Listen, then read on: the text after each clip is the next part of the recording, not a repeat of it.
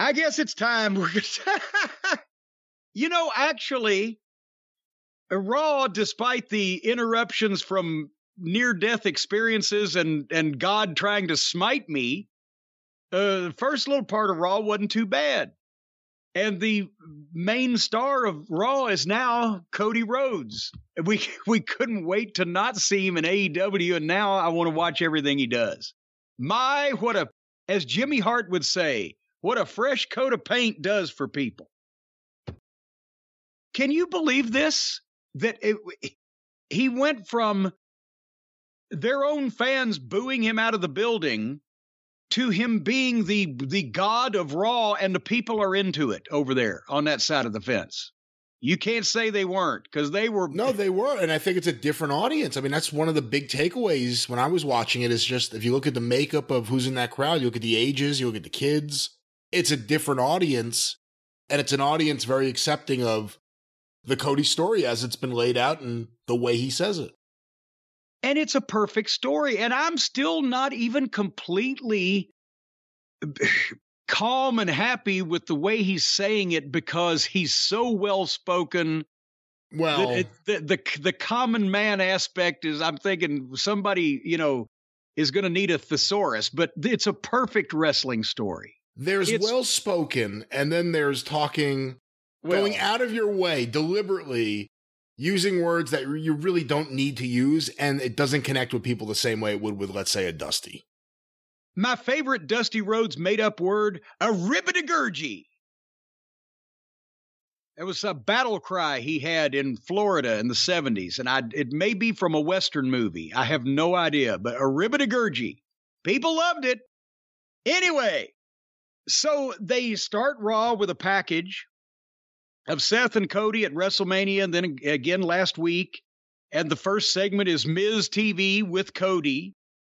And I must say, I don't and never will get Miz, but he started to grow on me a bit here over the course of the evening. They boosted the music mix. I heard the line as clear as day. Wrestling has more than one royal family. Is that I refuse to believe that that's the same way they've been playing it, because I heard it plain as day. And I know I'm partially deaf in one ear because of the whole being struck by lightning thing. Everybody bombarded me because I'd never been able to understand what that line was, but it sounded clearer. Did you even pay any attention? No, I thought it definitely sounded clearer. And also I wondered if it's just because now that we know what the lyric is, now that we know what he's saying, we could hear it easier. No, because I couldn't hear it on the WrestleMania mix. I don't know. Anyway, and I was at same TV. Nevertheless, we won't spend a ton of time on that. They've canned the lift, apparently, but he's got 4 sets of pyro.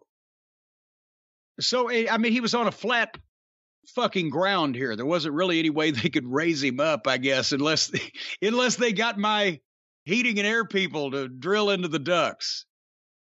But it was a big-time entrance, and it's all on him. There's no Arn, there's no Brandy, there's no entourage, there's no family and friends. He's said his dog may make an appearance at some point, but then that would be permissible. A man needs a dog. But it's all the attention is on him, and I'm the biggest Arn Anderson fan in the history of the world, but he was doing nothing. They were having him do nothing, and it was not the way to utilize.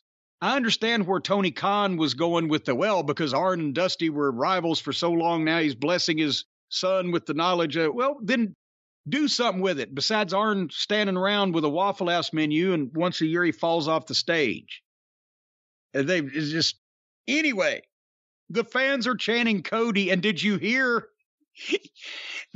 I bet there was no joy over in Mudville when Cody's first line was, "Hey, it's been a long time since I got to be in front of a crowd like this."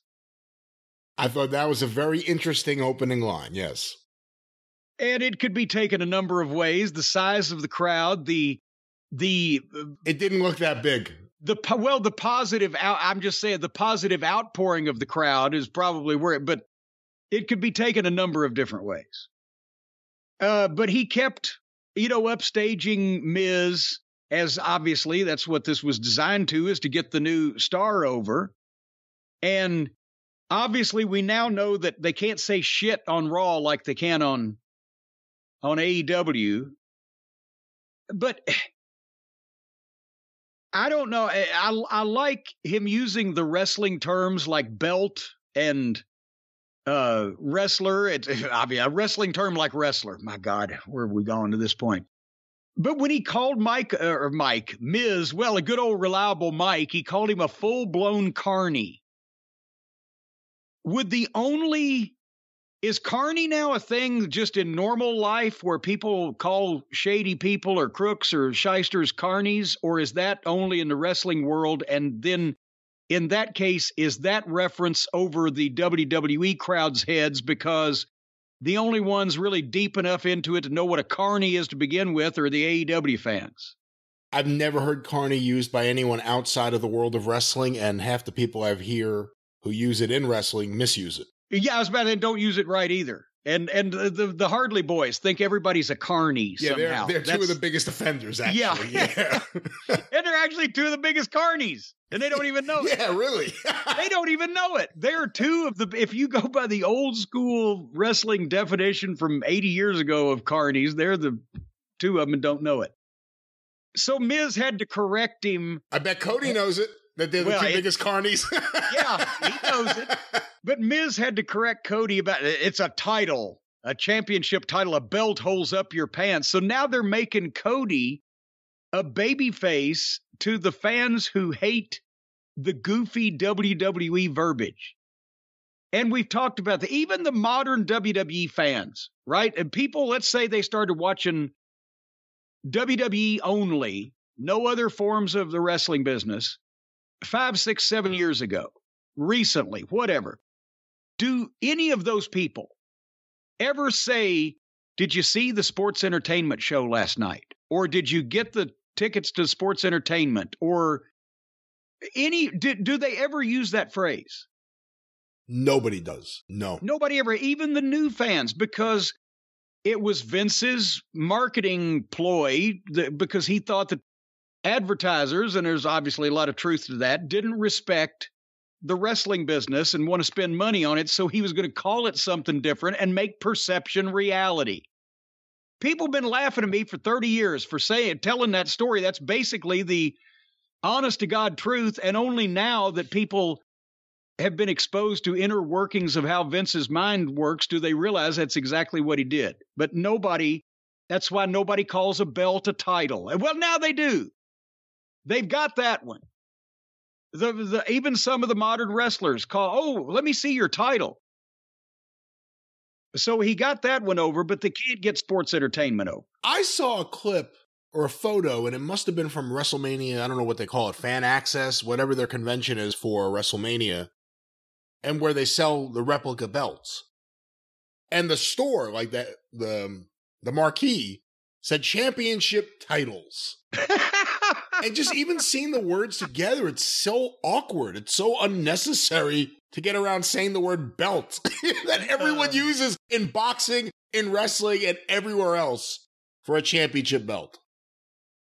Anyway, so they went back and forth, and Cody said wrestlers, and they're going to wrestle later on in the program, and Cody says, may the best man win, and then turns to leave, and Miz charges at him, and Cody shit cans him to the floor, and Miz makes mean face, and at least it got us up for the match later on. Okay, let's see what's going to happen. But again, just this transition, and Vince obviously making the decision and telling everybody this is what we're going to do, and everybody's going to be behind it. And I've seen him be in this mindset. We're going to get behind it. We're going to do it. And he does it until the guy himself fucks it up in some kind of way. So if Cody doesn't fuck it up, Vince is pushing him to the moon, and he looks like a bigger deal here than he has anywhere ever. TNA, Ring of Honor, et cetera, et cetera. And I never saw any of his previous WWE run, to be quite honest with you, because that's when I wasn't watching any wrestling. That's been 6 years ago now. It's when we had just started the podcast, and you just came on board. and we hadn't been roped into this whole fucking fiasco of critiquing people's promotional wars yet. So he's certainly they didn't do this with him last time he was there. Let's put it that way. So he's a bigger deal now than anywhere ever. We shall see. Later on, Cody versus Miz. Did you love the next match? What have the Mysterios done? Did they accidentally back over Vince's dog? The last few weeks have been puzzling with the Mysterios. I'm guessing it may not be the Mysterios. It may just be that Vince may have fallen out of whatever kind of affection he had for Dominic Mysterio. Well, but Ray got just blistered and carted out the last week or whatever. But anyway, it was Dominic Mysterio, poor fella, against old Beer Mahan. And Beer killed him and they stretchered him. And the fake EMTs they had were rushing so hard because apparently they've been told you got to get him on the backboard before the break or whatever. I mean, I've seen firefighters try to evacuate somebody from a burning building that weren't rushing like these people trying to tape this poor kid to a backboard. But the Mysterios' fortunes have changed. Let's just say that.